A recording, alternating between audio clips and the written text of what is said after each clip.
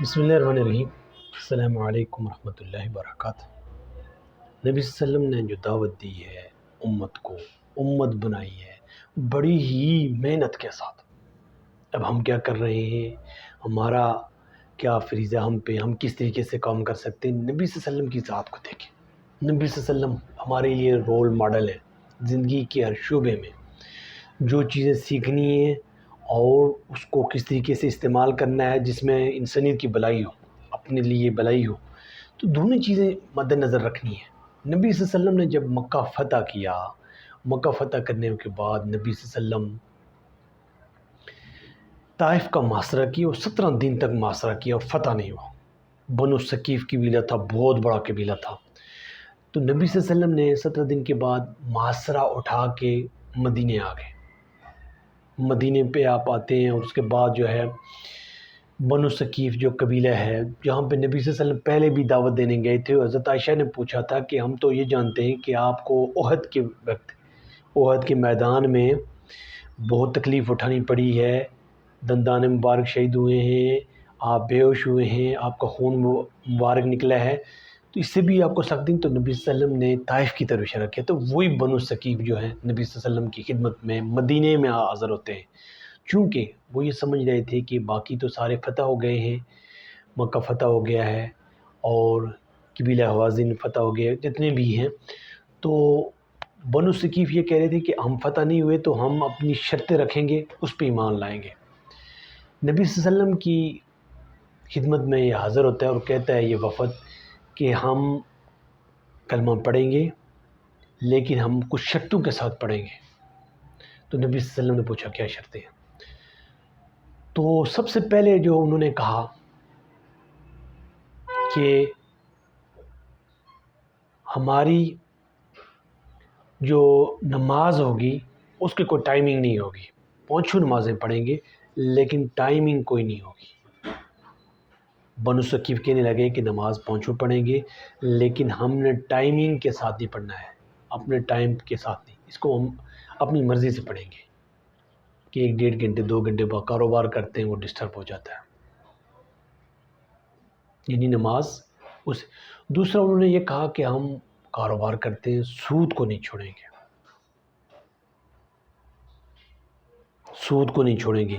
ایک کہ ہم نماز کی پوری پانچیں پڑھیں گے، پانچوں نمازیں پڑھیں گے لیکن ان کی ٹائمنگ ہم اپنی مرضی سے۔ دوسرا یہ کہ ہم سود نہیں چھوڑیں گے۔ تیسرا یہ کہ ہمارے یہاں شادیاں لیٹ ہوتی ہیں تو ہم زنا نہیں چھوڑیں گے۔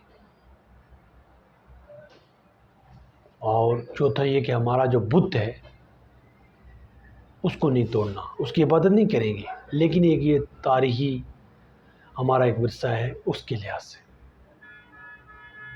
آپ اندازہ کر لیں نبی صلی اللہ علیہ وسلم کو کس طریقے سے انہوں نے یہ پیشکش کی ہے، اور یہ سمجھتے تھے کہ یہ تو ان چیزوں پہ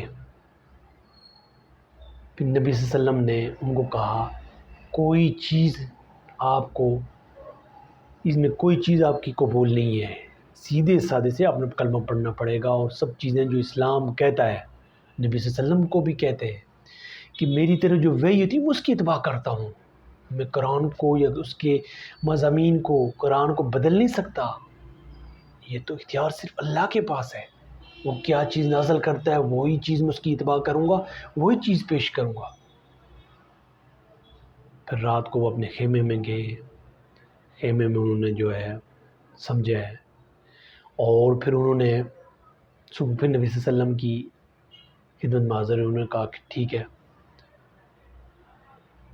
کوئی شرط نہیں ہے، ہم ایمان لاتے ہیں، اسلام قبول کیا۔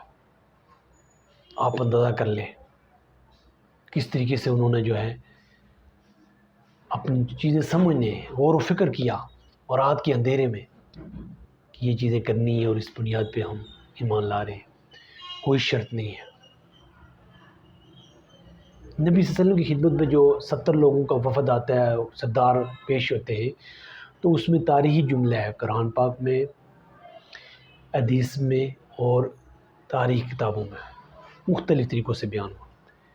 مثلاً ان کے 70 لوگ پیش ہوتے ہیں اور کہتے ہیں کہ ہمارے بتوں کی مخالفت نہ کریں، ہم ایمان لے آئیں گے، نماز پڑھیں گے، کبھی کبھی ہمارے ساتھ بھی آ جائیں۔ کمپرومائز کروانا چاہتے ہیں۔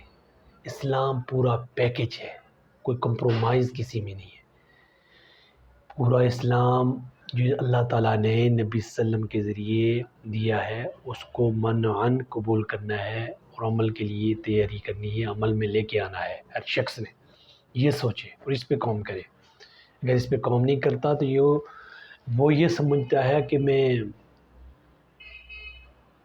کوئی انقلاب لے آئے گا یا تبدیل کر لے گا، اس طریقے سے نہیں ہوگا، بلکہ اپنی ہی زندگی کو اجیرن اور خطرے میں ڈال رہا ہے، دنیا میں بھی اور آخرت میں بھی۔ اس لیے نبی صلی اللہ علیہ وسلم نے کہا کہ میرے دائیں ہاتھ میں سورج اور بائیں ہاتھ میں چاند، یہ دعوت سے بات نہیں سکتا۔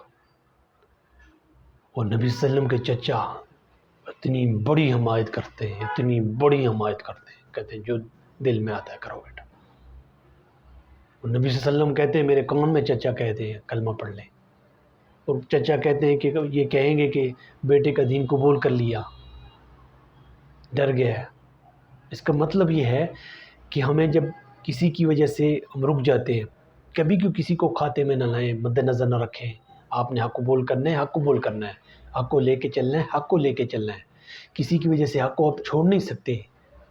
قبیلہ ہو، رشتہ دار ہو، قبیلے ہوں، سردار ہوں، بڑے بڑے حکومتیں ہوں، جو حق ہے وہ حق ہے، اس کو قبول کرنا چاہیے، قبول کرنا پڑے گا، قبول کر کے اس کو عملی زندگی میں نافذ کرنا پڑے گا، انفرادی بھی اور اجتماعی بھی۔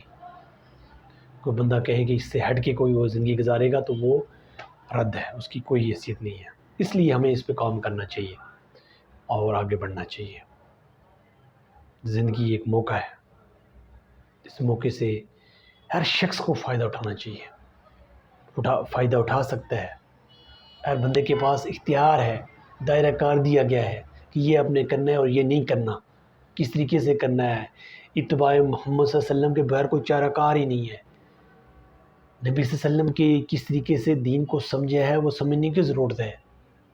اگر اختلاف تو ان چیزوں کو سمجھیں اور عام لوگوں تک پہنچائیں، مثبت چیزیں۔